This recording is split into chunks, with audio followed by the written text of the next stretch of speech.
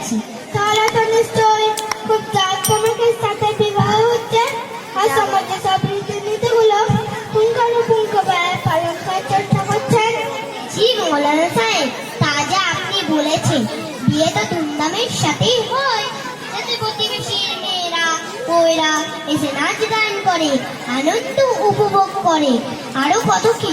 এগুলো না হলে আপনি বলুন বিয়ের আনন্দ হলোই বা কোথায়? লা হাওলা ওয়ালা কুওয়াতা ইল্লা বিল্লাহ। এগুলো তো প্রকাশ্য ইসলাম বিরোধী কাজ। আর আপনি যেভাবে গর্বকে বলছেন তা অত্যন্ত দুঃখজনক। দুধ ও বাড়ি গান ওই সমস্ত মহিলাদের পদে আবৃত করুন। মনে রাখবেন, মহিলাদের গান বাজে না তো দূরের কথা, নামাজের মধ্যে উচ্চস্বর গান পাঠও নিষেধ। আর আপনার কথা শুনে মনে হচ্ছে যে এখন আপনি কইতে করেছেন। মৌলানা সাহেব, মোটেও না, এটা আপনি ভুল বলেছেন। আমরা কোনো পক্ষের কাছে কোনো কিছু দাবি করিনি। সমাজের নিয়ম অনুযায়ী বিয়ায় মশাই নিজে খাট, পালং, শোকেস, আলমারি ও ঘর সাজানোর যাবতীয় জিনিস, বিয়ের জন্য হাতের, কানের, নাকের, ছেলের জন্য আংটি ঘড়ি, আর শ্বশুর বাড়ি যাওয়ার জন্য একটা 2 টাকা, এই মাত্র তো কয়টি জিনিস। আপনি এত কিছু নোয়ার পাওয়া বলছেন, এইমাত্র কয়টা জিনিস। ইন্নালিল্লাহ। আপনি যে লাইনটি দেখে মনে হয় নগদ কিছু নিয়েছেন।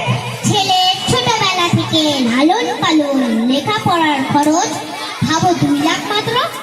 হায় হায়, কি হবে আমার সমাজ উপায়। আল্লাহ তুয়ার কিছু প্রতি ইসলামের প্রতি আনিয়া আল্লাহ হিফাজত হোক। আপনি কি জানেন না পিতামাতা উভয় সন্তানের 3টি হক রয়েছে?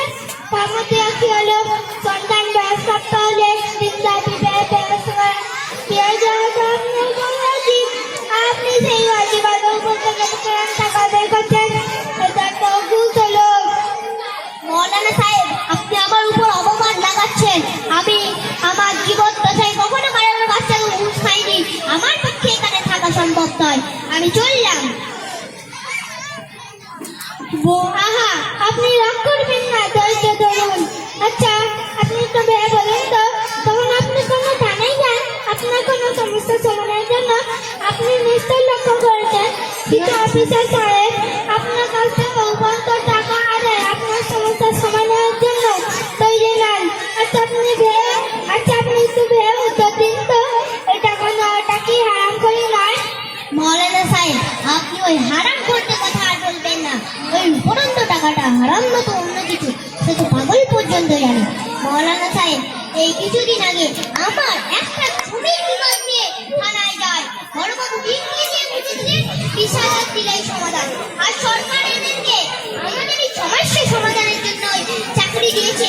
এরা নিজেদের ডিউটি পালন করবে আর উপরন্ত টাকা আমাদের থেকে লুটবে। চৌধুরী মশাই, আমি তো আপনাকে এইটাই বুঝাতে চাইছিলাম। তাদের দায়িত্ব ছিল কাজ করা, কিন্তু আপনি হয়তো উপরন্ত টাকা অর্জন করেন। বলা যায় তাকে হারাম করি নাই। আপনিই বলুন, শরীয়তে প্রজ্ঞাত হতো আপনিও করেন না।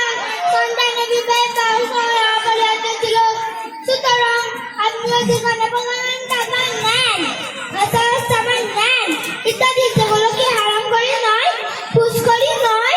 মৌলানা সাহেব, আমি ভীষণভাবে লজ্জিত। আপনি আমার অন্তরের চক্ষু খুলে দিলেন।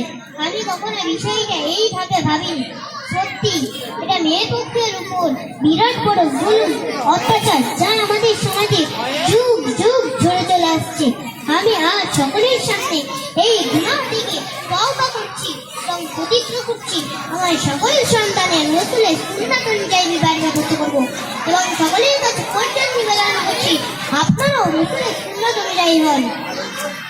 মৌলানা সাহেব, আপনি আমাকে বিবাহের ব্যাপারে রাসূলের সুন্নাতকে একটুকু স্মরণ করিয়ে দেন। বিয়ের ব্যাপারে রাসূল সাল্লাল্লাহু আলাইহি ওয়াসাল্লামের 2টি হাদিস মনে রাখলেই যথেষ্ট।